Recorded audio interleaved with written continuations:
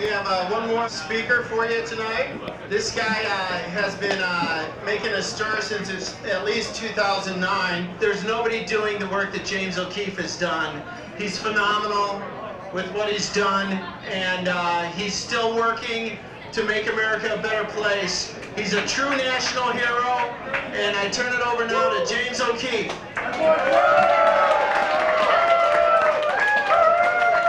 We have an award tonight for James O'Keefe. As you recall, this past election, James sent some reporters inside some offices in Chicago where the leaders of this group, what was it called? Democracy Partners. Democracy Partners admitted that they were sending thugs into Trump's rallies to crack heads open. And James O'Keefe got that on tape, and it got national news. So we have an award this year. It's James O'Keefe III, Exceptionalism in Undercover Journalism 2016 election. Congratulations.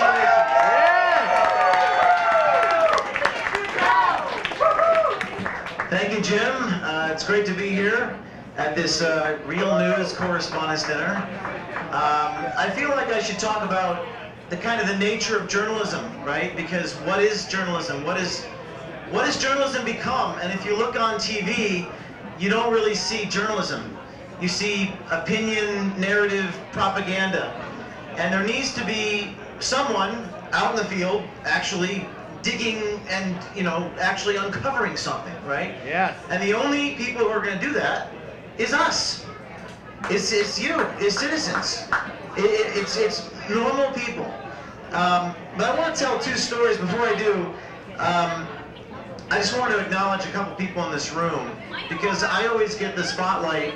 People need to realize that Project Veritas is 35 people now, and I've got 3 people in the room here, and I just want you 3 to stand up. Laura Loomer, please stand up.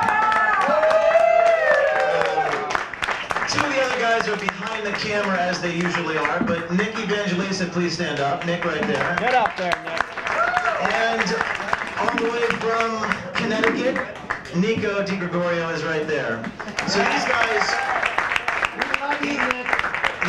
literally worked 20-hour days in October breaking these stories. Gavin McGinnis is here. Yes!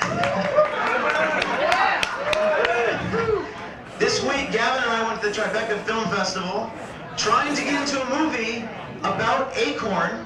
They would not let me in. The movie is about our investigation and about me, and they would not, even though I was a paying customer, they wouldn't let me in. That's what they believed. I had a ticket and everything, so there's that. And let me tell you something else. I was just the deplorable, right? And if it wasn't for you guys, our videos would have gone nowhere. I mean, every person that I meet, every tweet that you do, every 1,000 retweets that you get, generates the momentum that actually gets the results. So we really own this together, so thank all of you for that.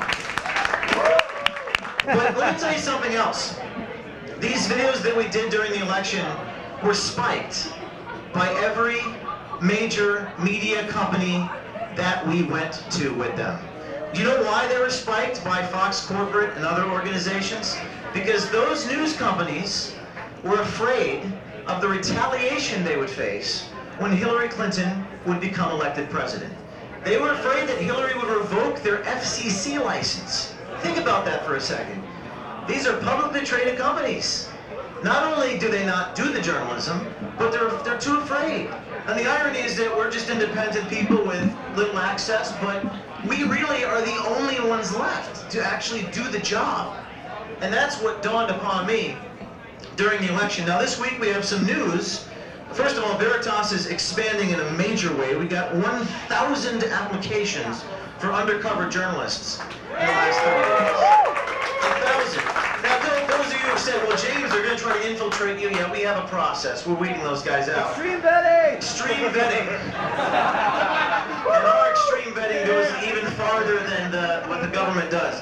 But we're about to hire dozens of full-time infiltrators who are going to work their way up to the top of all these different organizations, and in a few months you're going to see the fruits of that labor. This week, the Attorney General of Wisconsin came out and said about the videos in October with Scott Foble saying we're busing people in using fake IDs, we're planting violence at Trump rallies, and it was Hillary's idea. The Attorney General said, we're not going to investigate this, there's no fraud, nothing to see here. So here's what we did. I got a camera, I looked into the camera, and I said, Attorney General, you're full of shit, and I'm going to investigate you.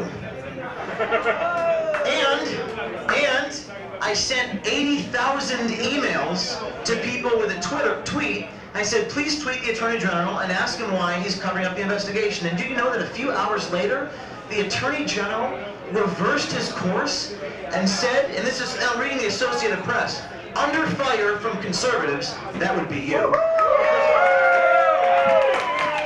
Wisconsin Attorney General Brad Schimmel said this week that a criminal investigation into voter fraud now remains open, contradicting comments he made a few hours earlier. In other words, you guys, through Twitter, there was only a few hundred tweets, we're not talking about, you know, a million, a few hundred tweets prompted the prosecutor to change his course.